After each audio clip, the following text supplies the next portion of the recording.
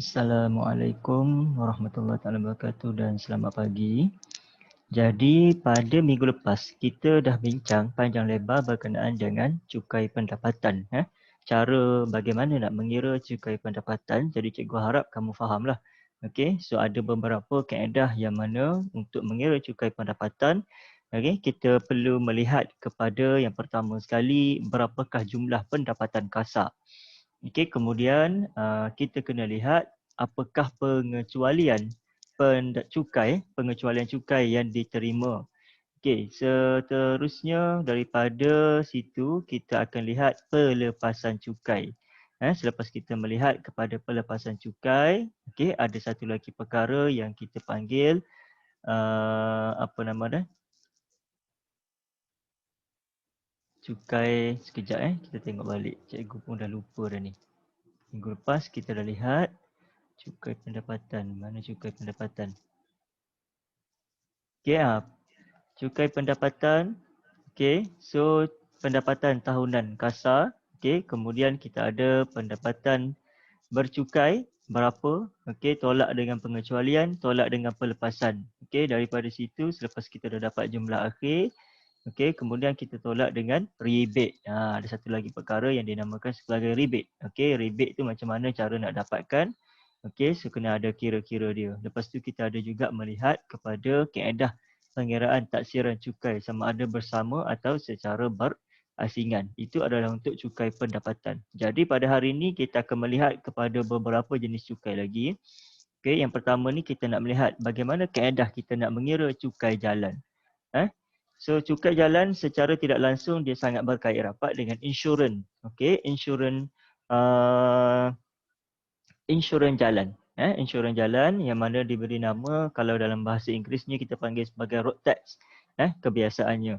Okey, so hari ini kita nak lihat dengan lebih lanjut. Cukai jalan dikenakan kepada siapa? Kepada semua pengguna jalan raya yang memiliki kenderaan bermotor. Okey, kenderaan bermotor tak kisahlah contohnya kereta, motosikal, lori, bas dan sebagainya. Dan setiap satu itu ada kaedah pengiraan yang sangat berbeza-beza di antara satu sama lain. Okey, itu satu. Yang kedua, Sabah Sarawak dengan Semenanjung kaedahnya juga adalah berbeza. Dia bergantung kepada kadar yang ditetapkan oleh kementerian. Okey, so tengok dia kata cukai jalan pada kebiasaannya cukai jalan akan lebih tinggi bagi kenderaan yang lebih tinggi kapasiti enjinnya. So maknanya secara asasnya adalah kita boleh tulis kat situ. So cukai jalan, cukai jalan dia berkadar langsung. Sekejap. Siapa ada chat? So cukai jalan ni dia berkadar langsung dengan CC, capacity engine. Capacity engine. So kalau semakin tinggi kapasiti enjin, maka semakin tinggi cukai jalan. Kalau basikal bermotor kena cukai ke? Ada yang tanya, kalau basikal bermotor kena cukai ke? Untuk basikal tidak dikenakan cukai, basikal bermotor. Macam contoh basikal bateri tu kan, tidak dikenakan. Kenapa? Sebab basikal tidak dikategorikan ke dalam kumpulan kenderaan bermotor. Sebab itu dia tidak dikenakan cukai jalan. Buat masa ni lah tidak ada lagi apa-apa enactment ataupun undang-undang yang dikhususkan untuk kenderaan yang bersifat basikal ada enjin ni. Basikal bateri tu kan. Tapi kalau di luar negara ada setengah negara yang telah mengenakan cukai kepada basikal yang bermotor. Tapi kos dia lebih rendah lah sebab biasanya kapasiti enjin untuk basikal bateri ni adalah rendah. Sebab itu dia punya kelajuan pun hanya sekitar 40 km sejam sahaja. Okey. Bagus, soalan tu sangat bagus sebab ada sekarang ni kan basikal yang ada enjin dan sebagainya kan. Okey, kemudian kita tengok contoh 6. Okey, contoh 6 dia kata jadual di bawah menunjukkan kadar cukai jalan motosikal di Sabah dan Sarawak. Ni. Okey, so kadar ni dia kata di Sabah dan Sarawak kapasiti enjin 151 sehingga 209 ringgit. Ni kadar asas. Kemudian 201 sehingga 250 cc kadar asasnya adalah 12 ringgit. dan 251cc sehingga 500cc kadar asasnya adalah RM30. Okey, so dia kata Encik Chong memiliki sebuah motosikal kegunaan persendirian dengan kapasiti enjin 260cc. So hitung cukai jalan untuk motosikalnya. Okey, so cukai jalan dia kata 260cc. So 260cc, okey ni 260cc dia termasuk dalam kumpulan yang mana satu? Dalam kumpulan ini. Okey, iaitu RM30. Okey, kalau untuk motosikal, kaedah pengiraan cukai jalan dia sangat mudah. Kita boleh terus ambil nilai tersebut sahaja. Dia berbeza sedikit dengan cukai kereta. Kalau kereta dia ada kaedah pengiraan dia yang agak rumit sedikit. Okey, tapi kalau untuk motosikal, dia sangat murah. Okey, kita pergi kepada contoh yang berikutnya. Okey, jadual di bawah menunjukkan kadar cukai jalan kereta persendirian di Semenanjung Malaysia. Okey, ni kalau di Semenanjung, untuk kereta dia ada kaedah pengiraan dia. Okey, 1000cc ke bawah. Contohnya kalau kita pakai kereta Viva 800cc kan. Okey, 800cc, so berapa kadar asas dia? RM20. Kalau 101 hingga 1200 maka kita dapat RM55. Dan begitulah seterusnya. Okey, kalau kita tengok untuk 1600cc ke atas, okey, 1600cc dan ke atas, okey, ada soalan. Kita tengok soalan dulu. Okey, 1600cc ke atas, dia ada cas yang sedikit berbeza. Kadar asas dia 200 and then kemudian kadar progresif, setiap cc adalah didarabkan dengan 0.40 sen. Okey, so kita kena tengok yang itu. Apa yang dimaksudkan dengan 40 sen tersebut? Kejap saya nak buka soalan. Ada yang tanya. Dia lambat sikit. Okey, kemudian untuk 1800cc sehingga 2000cc, kadar yang dikenakan untuk kadar asasnya adalah RM280. Manakala untuk setiap 50 sen yang berikutnya, okey, sekejap saya buka. Okey. Mi goreng mamak. Mi goreng mamak tu siapa? Iqbal. Okey. Kenapa? Ada dekat kedai ke sekarang? Tengah buat ni Tengah masak mi goreng ke apa? Okey. So 50 sen setiap cc yang melebihi 1800cc. Okey. So tengok soalan dia kata Alan. Okey, Alan memiliki 2 buah kereta untuk kegunaan persendirian. Okey, kat sini kalau kena highlight perkataan persendirian. Okey. Sebab apa? Sebab untuk cukai jalan, okey, bagi kereta dia ada 2 jenis kenderaan ni. Satu untuk kegunaan persendirian. Okey, persendirian. Yang kedua, kegunaan syarikat. Okey, sebab ada sesetengah pihak dia membeli kenderaan untuk kegunaan syarikat. Maknanya kenderaan itu dinamakan di bawah syarikat. Penama bagi kenderaan adalah syarikat. Kalau persendirian di bawah nama kita lah. Okey, maka kaedah pengiraan untuk cukai bagi kenderaan persendirian dengan syarikat adalah berbeza. Biasanya kalau untuk persendirian dia jauh lebih murah. Kalau untuk syarikat, kos untuk kenderaan tersebut adalah agak tinggi sedikitlah, berbeza. Okey, itu kita kena faham. Okey, itu yang pertama. Di Melaka dengan kapasiti enjin masing-masing ialah 859cc. Okey, so kita kena highlightkan 859cc berada di dalam kumpulan mana? Ini, satu. Okey, biasanya kancil kan? Kancil 859cc. And then yang kedua kita ada hitung 1997cc. 1997cc berada dalam kumpulan yang yang terakhir ni. Dan kita ada penambahan sebanyak 50 sen bagi setiap cc yang melebihi 1800. Okey, hitung cukai jalan untuk kedua-dua keretanya. Okey, yang pertama. Okey, nombor 1. Cukai jalan kereta. Okey, kalau kereta, okey, yang pertama kereta yang mana cc enjinnya ialah 859cc. Okey, so berapakah jumlah cukai jalan? Kita terus ambil kadar asasnya ialah RM20. So adalah RM20 sahaja. Manakala untuk cukai yang cc-nya, okey, berada di dalam kumpulan 1800cc. Okey, kereta yang pertama dah selesai. Kereta yang kedua, Okey, saya tulis kereta. CC-nya adalah 1997 cc. Okey, untuk yang ini kita kena pecahkan dua. Okey, kita kena pecahkan dua pengiraan dia. Yang pertama, pengiraan untuk 1800 cc yang pertama. Okey, 1800 cc yang pertama, kadarnya adalah RM, okey, RM280. And then, kita kena buat pengiraan yang kedua.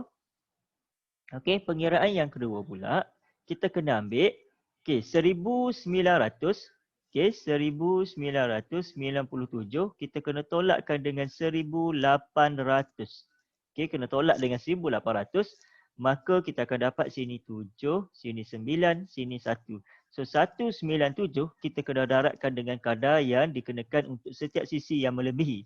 Jadi kaedah pengiraannya adalah, okey, 197 darab dengan 0.50 sen, maka kita akan dapat, okey, 197 darab 0.50 sen, so kita dapat RM98.50. RM98.50. Okey, RM98.50 RM.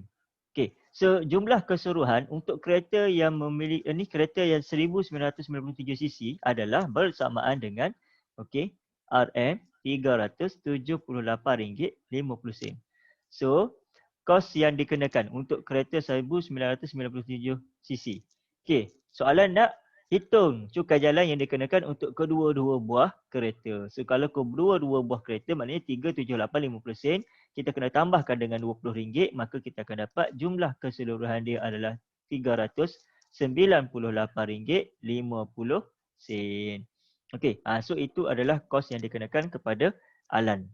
Okey. Selesai untuk kereta. Okey, apa pun kita mesti melihat kepada jadual. Okey, so jadual yang disediakan ini adalah berbeza. Setiap tahun mungkin ada perubahan dari sudut kadar yang dikenakan bagi cukai jalan. Ini bergantung kepada belanjawan negara. Kalau dia kata tahun ini meningkat, maka meningkatlah kos dia. Kalau kata tahun ini menurun, maka menurunlah kos dia. Tapi biasanya kalau untuk motosikal, motosikal kalau di Semenanjung, kalau tak salah saya, okey, hanya RM2 sahaja. Kalau Semenanjung untuk sisi yang asas, sisi yang asas hanya RM2. Tapi kalau sisi yang besar macam contoh motosikal Cikgu Syamsul tu kan. Okey, so itu sisi dia dah berbeza dah, sisi dah besar, maka dia punya cukai jalannya pun ada kaedah pengiraan yang tersendirilah. Dia ada kadar dia yang tersendiri. So kena ikut kadar tersebutlah. Okey. Baik. Itu adalah untuk cukai jalan. Ada persoalan? Tak ada Okey, baik. Kita tengok kepada bagaimana nak mengira cukai pintu pula. Okey, yang ketiga. Okey, ketiga kita nak melihat cukai pintu. Cukai pendapatan kita dah lihat. Yang kedua, cukai jalan kita dah lihat. Dan yang ketiga kita nak melihat cukai pintu. Okey. So kadar cukai pintu ditetapkan oleh pihak berkuasa tempatan untuk, okey, untuk dikenakan kepada apa? Kepada hartanah. Okey, hartanah kita. Okey, hartanah. Kalau kita ada hartanah, maka dia akan kenakan ke atas kita punya hartanah. Bergantung kepada lokasi, okey, dan juga jenis hartanah. Okey, hartanah ni ada banyak jenis. Ada hartanah yang dinamakan sebagai tanah pertanian. Okey, ada tanah yang dikenali sebagai tanah syarikat. Tanah syarikat pula, tanah jenis bangunan.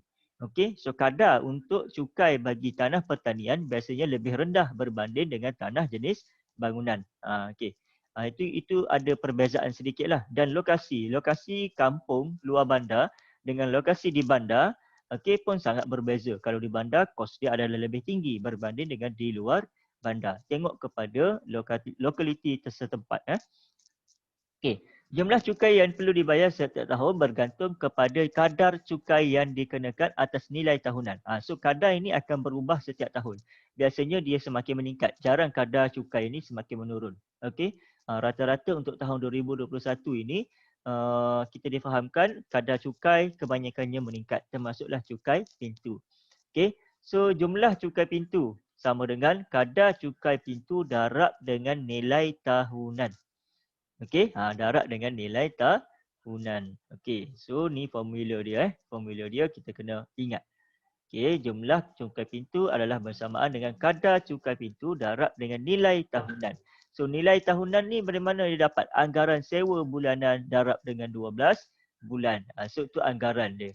Okey, so nilai tahunan atau taksiran tahunan merupakan anggaran kadar sewa tahunan yang munasabah dan dijangka akan diperolehi dalam setahun daripada pegangan tertentu jika disewakan.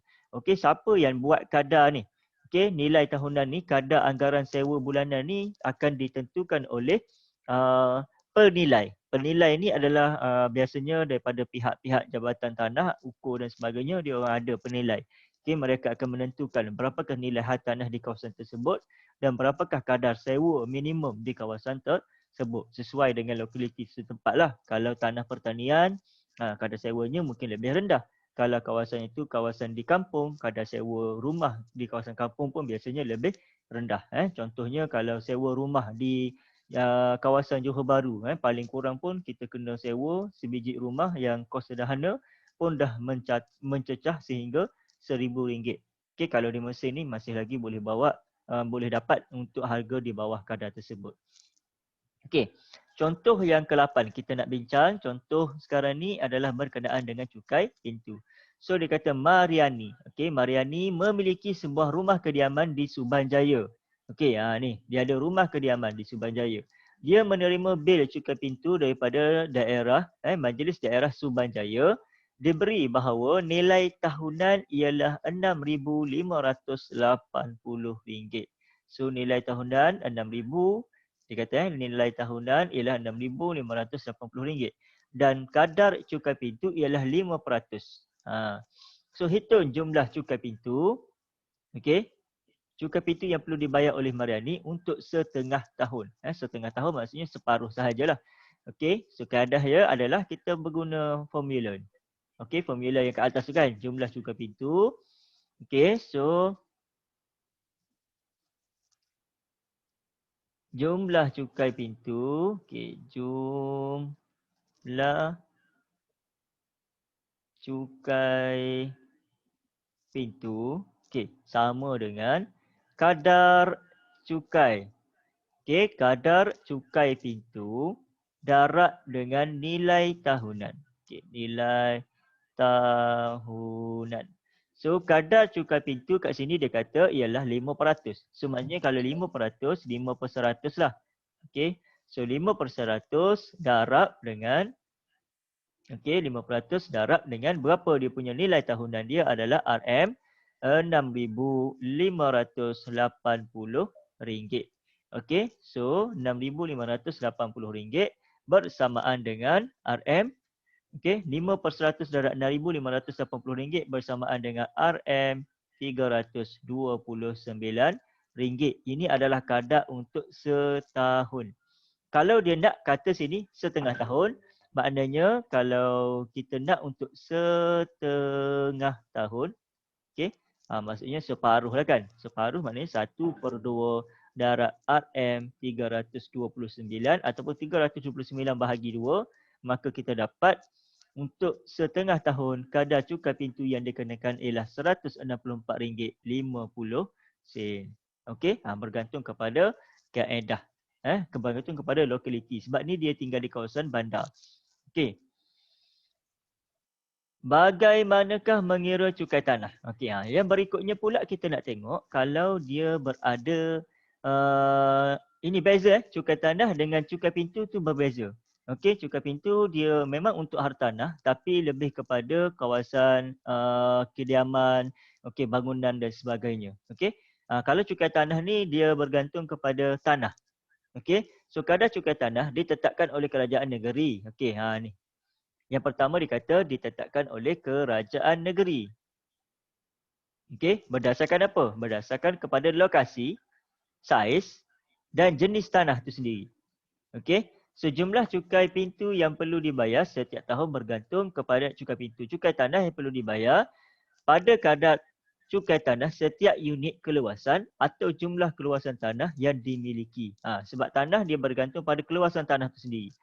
Okey. So kalau makin besar dia punya kawasan tanah, okey, maka makin besarlah dia punya cukai tanah yang dikenakan. Okey, kalau makin kecil dia punya tanah, maka makin rendahlah dia punya kos cukai tanah yang dikenakan. Okey, dan dia bergantung kepada kawasan jenis tanah itu sendiri. Okey, tengok contoh 9 untuk kita faham bagaimanakah yang dimaksudkan dengan cukai tanah.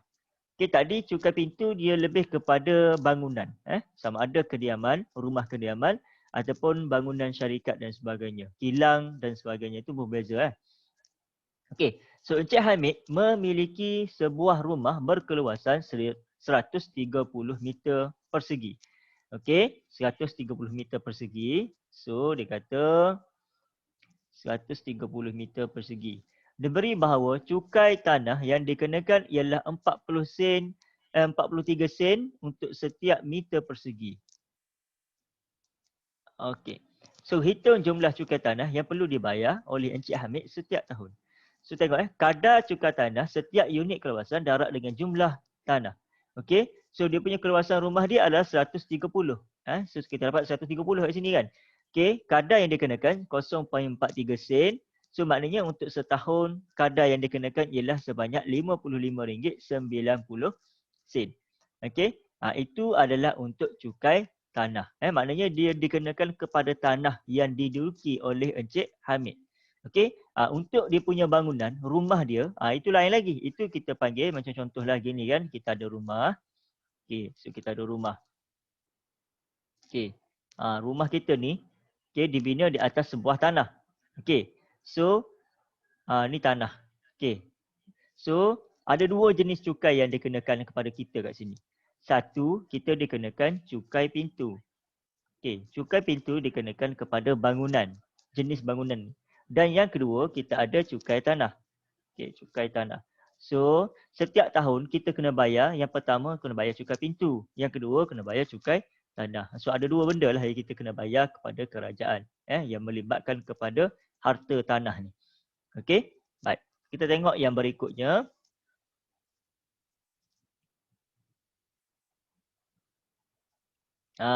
Yang berikutnya ni adalah untuk cukai, jualan dan perkhidmatan. Okey. Ada setengah juga kalau dulu kita famous kita famous dengan perkataan GST.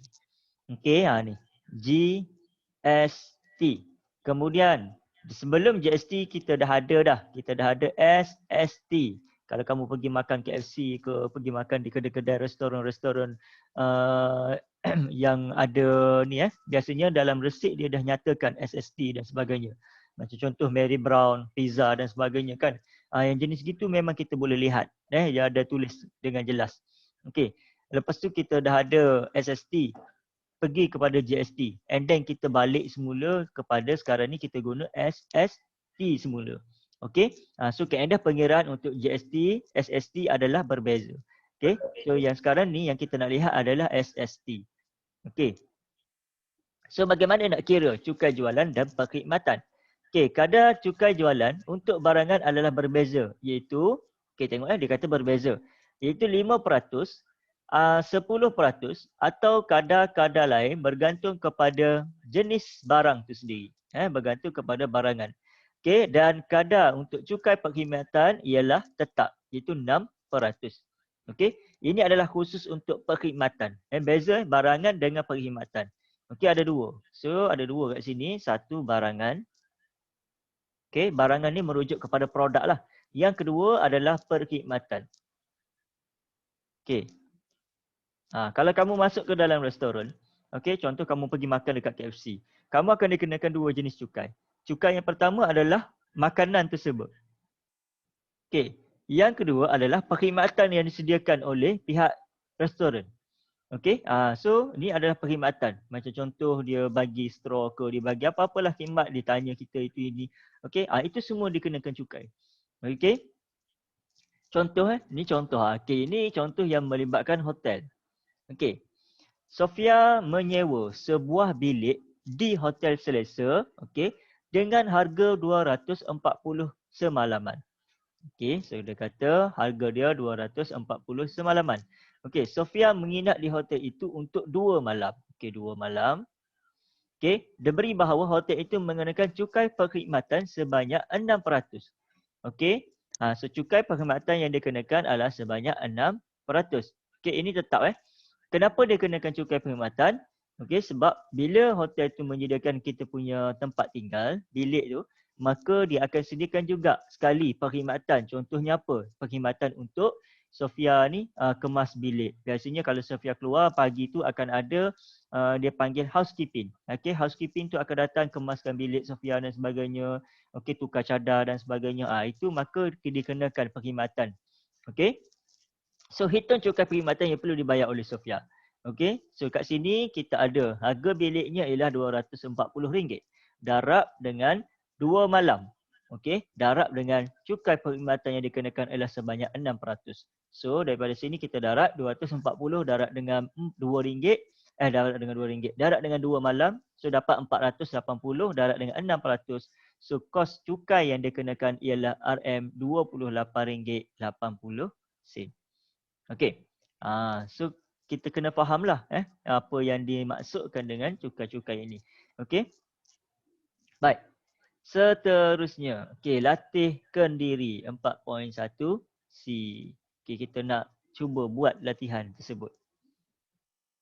Sebelum tu cikgu tengok dulu soalan. Okey, yang selepas ni pun masih lagi soalan. Okey. Yang berikutnya ni untuk contoh 11, okey, bagaimanakah nak menyelesaikan masalah yang melibatkan percukaian? Okey, yang latihan tu nanti kita akan rujuk semula. Yang sekarang ni kita cuba pergi kepada masalah yang melibatkan percukaian. Ataupun mungkin kita boleh tengok 1-2 soalan daripada masalah di latihan kendiri ni. Okey, dia kata contoh saya ambil soalan nombor 1. Okey, soalan nombor 1A. Okey, hitung pendapatan bercukai berdasarkan maklumat-maklumat yang diberi. So jumlah pendapatan. Okey, ini adalah untuk cukai pendapatan Cukai pendapatan, so kita kena buka balik buku kita, rujuk balik formula untuk cukai pendapatan. Okey. Sejumlah pendapatan ialah RM89,340. Pengecualian cukai adalah